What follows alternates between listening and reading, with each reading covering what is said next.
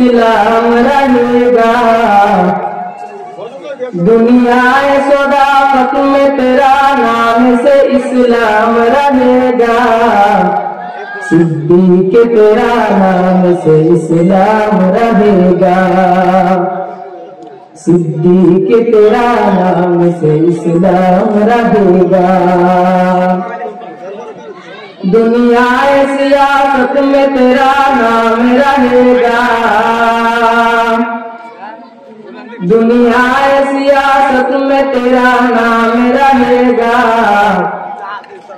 उस्मान तेरा नाम से इस्लाम रहेगा।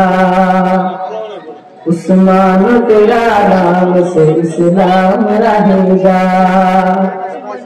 दुनियाए शजाअत में तेरा नाम रहेगा। दुनियाए शजाअत में तेरा नाम रहेगा। फारूक तेरा नाम से इस्लाम रहेगा। फारूक तेरा नाम से इस्लाम रहेगा। রাসূল সাল্লাল্লাহু আলাইহি ওয়াসাল্লাম মক্কার প্রান্তরে নামাজ আদায় করছিলেন।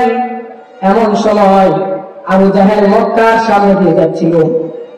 সে দেখল আব্দুল্লাহ বিন মুহাম্মদ মক্কার প্রান্তরে নামাজ আদায় করতেছে। সে মুহাম্মদকে একা পেয়ে একটি সুবর্ণ সুযোগ মনে করল। আবু জাহেল হাতের ভিতরে বিশাল এক পাথর নিয়ে মুহাম্মদ সাল্লাল্লাহু আলাইহি ওয়াসাল্লামের দিকে এগিয়ে যাচ্ছে। মুহাম্মদের মাথার উপরে পাথর মেরে পুরো মাথাকে পিষে দিবে। এই কারণে যখন আবু জাহেল বিশাল বড় পাথর নিয়ে মুহাম্মদ সাল্লাল্লাহু আলাইহি ওয়াসাল্লামের দিকে এগিয়ে গেলেন, মুহাম্মদ সাল্লাল্লাহু আলাইহি ওয়াসাল্লাম সিজদায় গিয়েছেন।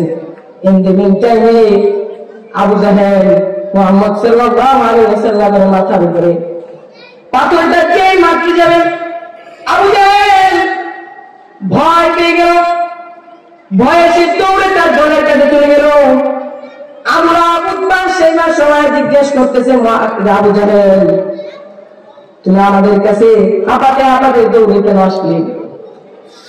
আবু জাহেল ডাক দিয়ে বলতেছেন, ওরে আমার সহপাঠী শোন, আমি মুহাম্মদকে দেখলাম মক্কার প্রান্তরে নামাজ আদায় করতেছে। এমন সময় আমি ভাবলাম আজকে মুহাম্মদের মাথাকে আমি পাথর দিয়ে পিষে ফেলবো। এটা ভেবে যখন আমি মুহাম্মদের কাছে গেলাম, কাছে যাওয়ার সাথে সাথে দেখলাম একটা বিশাল বড় উট আমার দিকে হা করে আসছে।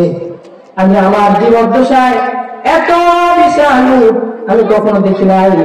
আমার ভয় হচ্ছিল মনে হয় এটা আমাকে খেয়ে ফেলবে। এই ভয় আমি দৌড়ে মক্কা প্রান্তরে থেকে তোদের কাছে চলে আসছি। ফাতিমা রাদিয়াল্লাহু আনহা আবু জাহেলের কাছে গিয়ে বললেন, আবু জাহেল আমার বাবা কি তোর কোনদিন ক্ষতি করেছিল? না, কোনদিন তোর দিকে তাকিয়ে চোখ রাঙিয়ে কথা বলেছিল? তুই আমার বাবার গাড়ির উপরে কেন তোর ঘুরে দিলি? আবু জাহেল কোনো কথা বলে না। ফাতিমা রাদিয়াল্লাহু আনহা কান্না করতে করতে গিয়ে রাসূল সাল্লাল্লাহু আলাইহি ওয়াসাল্লামের কাঁধের উপর থেকে উটের ভুঁড়িগুলো সরিয়ে দিলেন।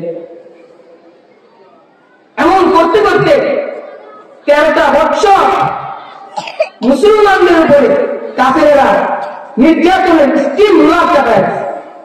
তারপর সাহাবীরা মাঝে মাঝে এসে বলতেন, ইয়া রাসূলুল্লাহ আপনি একটু আল্লাহকে বলেন না আমাদেরকে সাহায্য করতে। তারপর রাসূল সাল্লাল্লাহু আলাইহি ওয়াসাল্লাম বললেন, সাহাবীরা শুনো, তোমরা যারা এই কাফেরদের অত্যাচারে শহীদ হবে আল্লাহ তাআলা এর বিনিময়ে তোমাদেরকে জান্নাত দিবে। তারপর সাহাবীরা এই কথা শোনার পর থেকে সবাই